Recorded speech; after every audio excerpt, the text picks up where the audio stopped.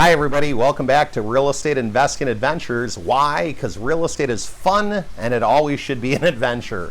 Thank you for joining me again. If you're a returning guest, appreciate you coming back. If you're new to my videos, welcome. My name is Joe Jurek. I'm a real estate investor and I'm fortunate I have the ability to travel all over the country and work with investors just like you that are just maybe starting out with real estate or even trying to take their real estate to the next level.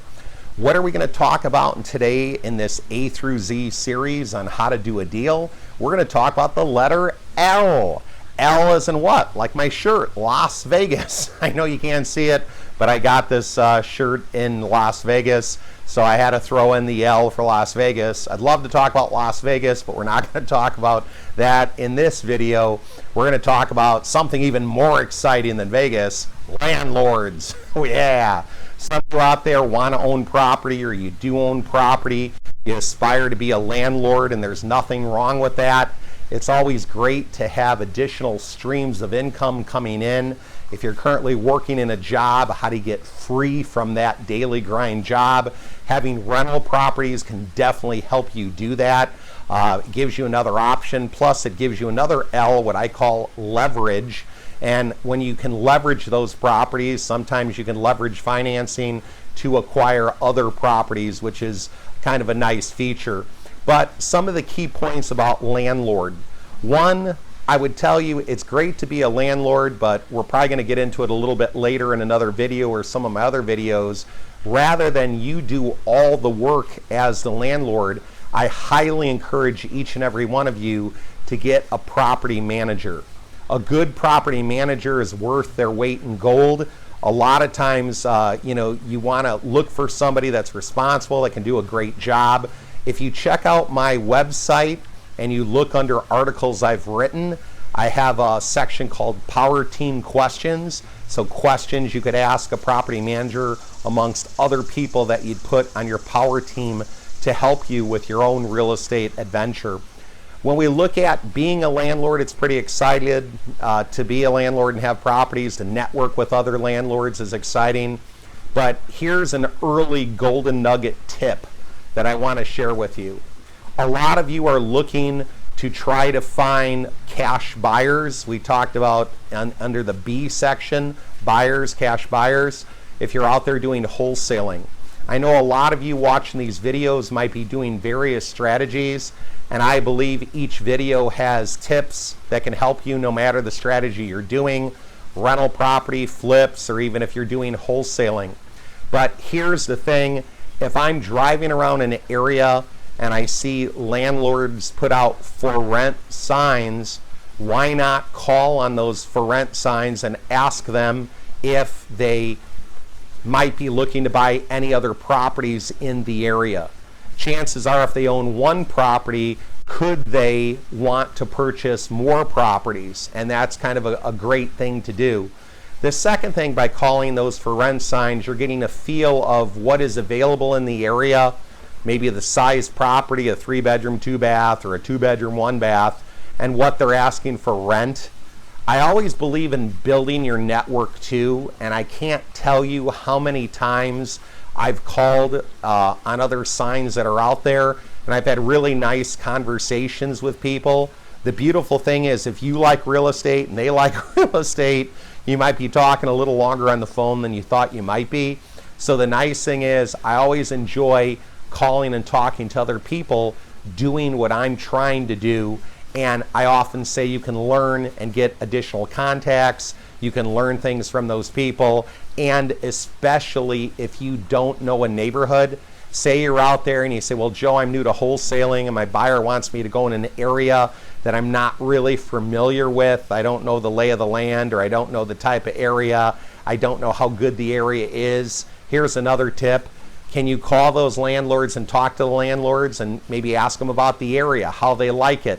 You know, most people are willing to talk to you, and if they've done it, they may say, oh yeah, I've had rentals in that area for 25 years, and let me tell you, it's a great area.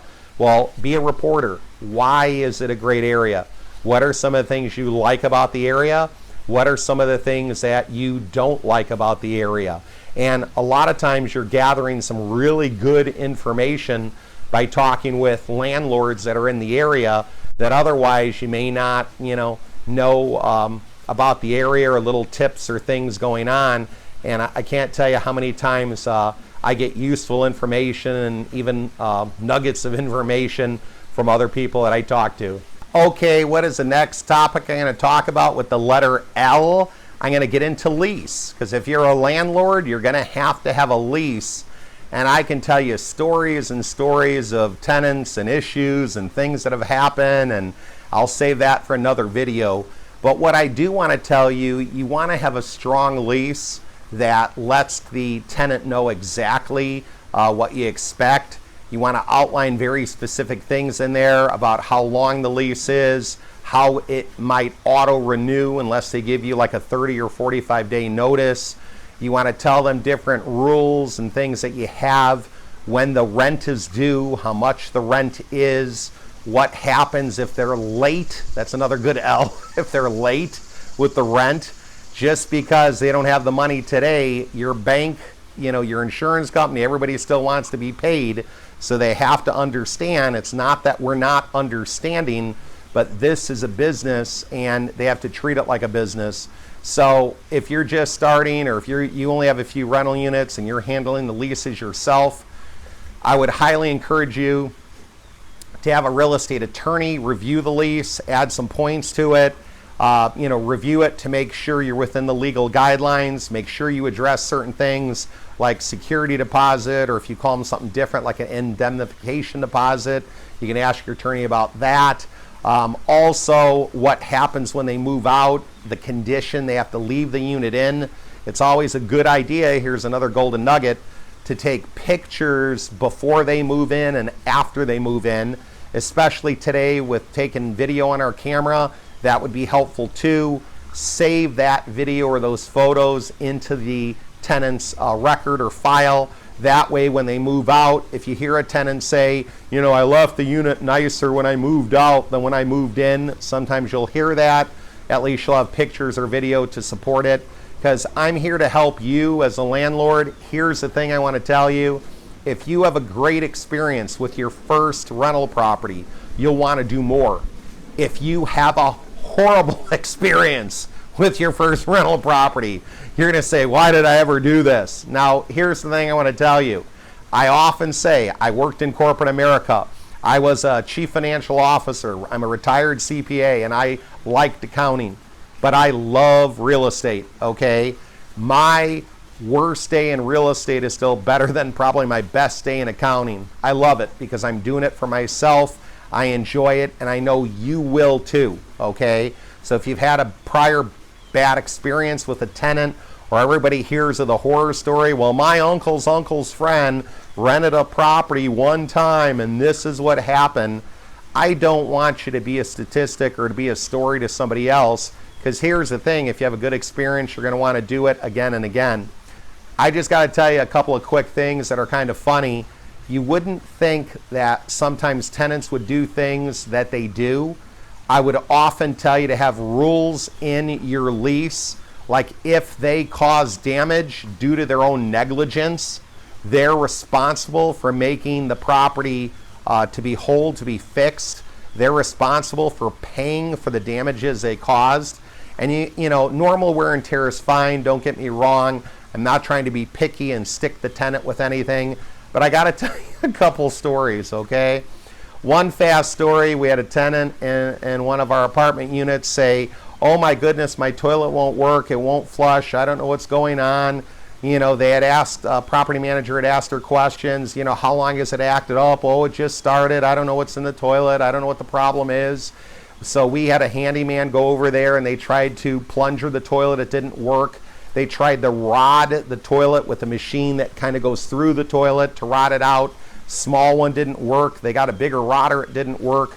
So then we called one of the big plumbers in the area that you hear about, and they had a little camera that could go into the sewer line to see what was causing this issue. And all of a sudden they said, I don't believe it. Believe what? There's a hairbrush stuck in the sewer pipe. They looked at the tenant and she was like, It fell into the toilet and I didn't want to get my hands dirty. So I kept on flushing it till it went down. Now, I understand, but sometimes toilet water is cleaner than even other water. She didn't want to get her hands dirty with taking the brush out of the toilet, so she kept on flushing it. We literally had to have somebody cut into the wall, cut out the sewer pipe, get it out because it was lodged in there so bad, put another piece of pipe in and weld it in, patch the wall, sand the wall, paint the wall. So by her taking 1 minute to take a brush out of the toilet and wash her hands, I want to say it was like altogether probably over $1,500. Now, who would think anybody would do that? But I don't even want to go into the story about the tenant that thought it was okay to flush infant diapers down a toilet. Yes, that really happened. Okay, you wouldn't think they would do that either.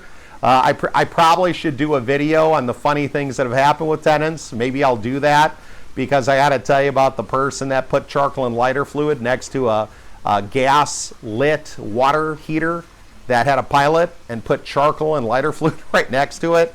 So tenants will do the darndest things, let me tell you, okay? But with every bad tenant or funny experience or horrible experience, you have plenty of good tenants out there. So I don't want to scare you away from having rental units. I don't want to scare you away from being a landlord. I don't want to scare you away from making sure you have a rock solid lease. Just get the help you need by having a very good real estate attorney that can help you with those. And then once you do one, it's going to make it easier for you to do your 5th, 10th, or 50th rental unit.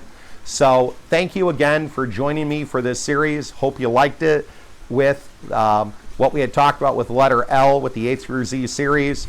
Go make it happen. Live life in the moment. Take care now. Believe and achieve. Bye-bye.